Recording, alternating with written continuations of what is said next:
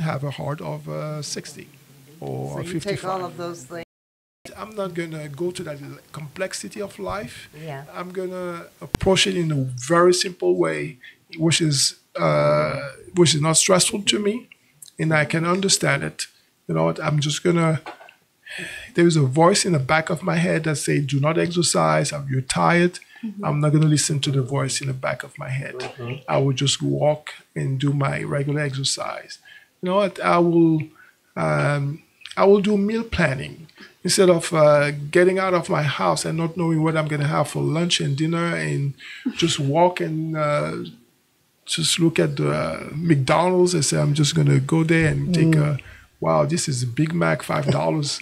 I will be fine today. So that's not a meal planning. So if you do meal planning, get your Ziploc, put your vegetables there, put your fruit there, put your, now they sell this big, this small bowl, and you can do, cut your lettuce and put your vegetables and put just one slice of turkey or whatever you want for your protein, and just take it to work. And by the way, you're going to be at the age of retirement. You will find out that you spend less money to McDonald's and all this stuff. You'll have enough money to retire. You will be happy. Really, you'll be healthy, and the years that you are gonna live, you're gonna live well and continue. But if you spend all your money in this restaurant that serve all this type of food, and you have all this disease at the age of your retirement, you're not gonna have a lot of years to live, and you'll be broke. Right. So that's that young at heart.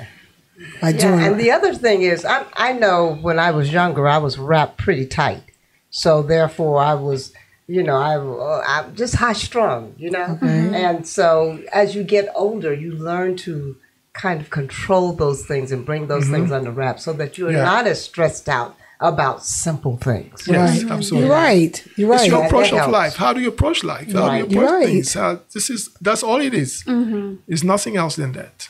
Life is complex, but your approach to it should be simple. Yes. Calm down.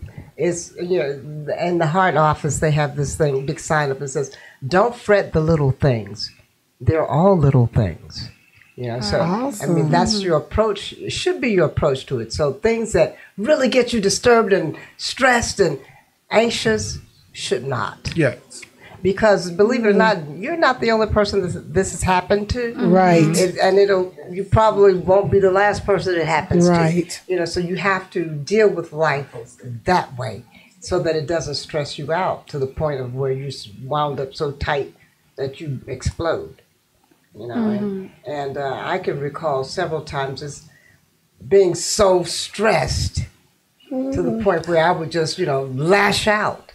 And I see a lot of that now. Not and you have to in younger that. people.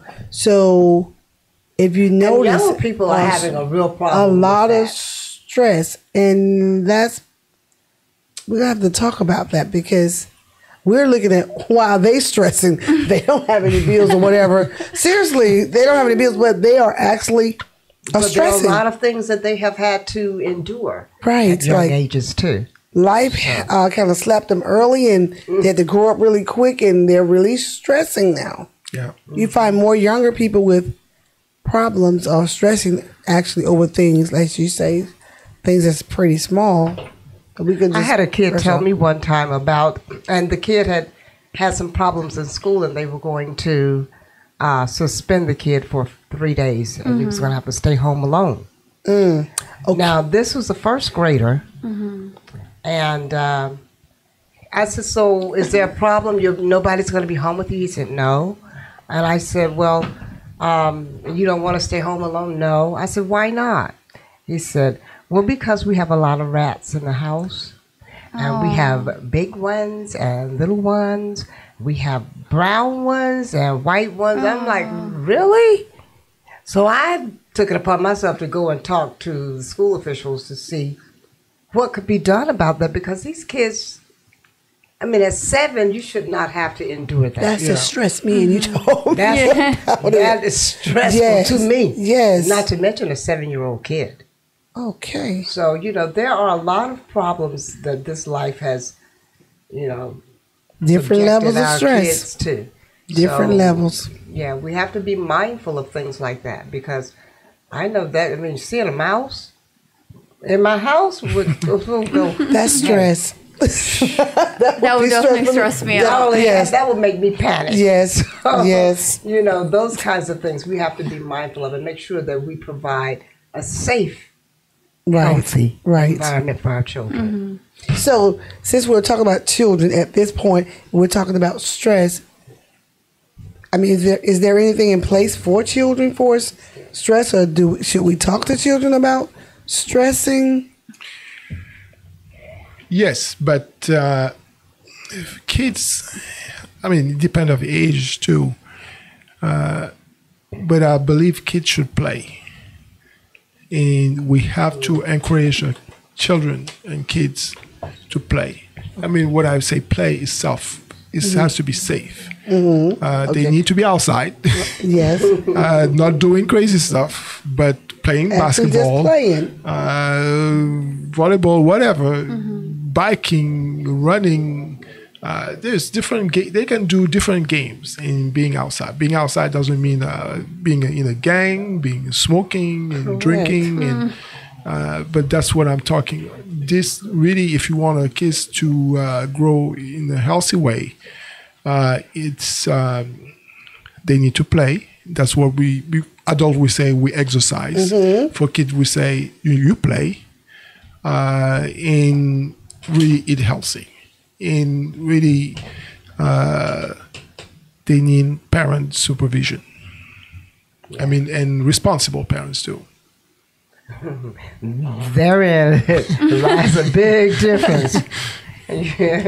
Responsible parents for kids to provide safe and healthy environments for our children, and not just placate them with the fast food and junk food, because kids will go to the extreme. If you allow them, they will take the extra mile and eat all the whole box of candy, the whole box, all the French fries with ketchup. So you have to make sure that you provide a healthy environment for your children as well. Yeah. So if the parent is stressing and the parent's working, so the kids are now kids are a little older. Latchkey kids out there these days, right? And they're keeping the other kids, and that's stress for the mom because this kid is watching that kid. So this kid has stress. So we need to play more. We need something, an outlet for the kids, so they don't grow up and have more stress, and it kind of stress the parents. So. And engage kids in activities. I mean, they can do track, swimming, soccer. I mean, we have to engage. And the spring is on the rise and just around the corner, and summer is coming up. So we need to make sure that we plan some healthy events and activities for our children during the summer. Take away the devices. And you have to take away those technological devices. I thought those that make them stressful. sit for hours and hours and hours and hours. That's. And I believe being on. I know we are streaming live on Facebook, but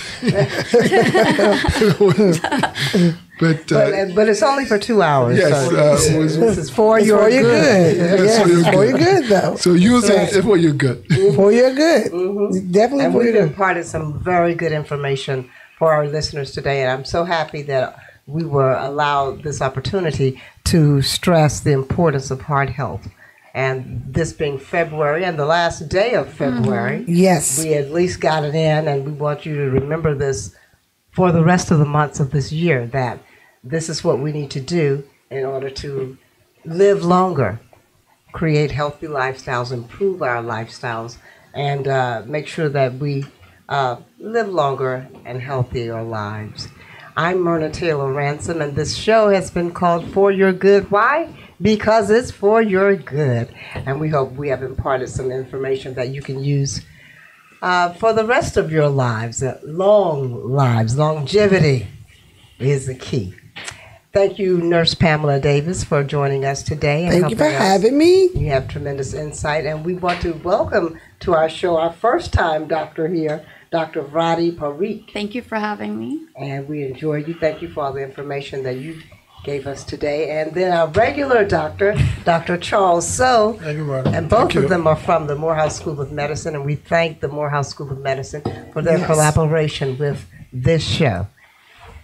Until next month, and we will discuss next month allergies. We're going to talk about allergy season, and I know you all have some problems with allergies. Anybody living in this city has some problems with allergies at this point in life if you've lived here for a while, because the pollen, all the trees, the grass is beautiful, but it can cause us some really hard allergy problems, and we want to talk about that next month.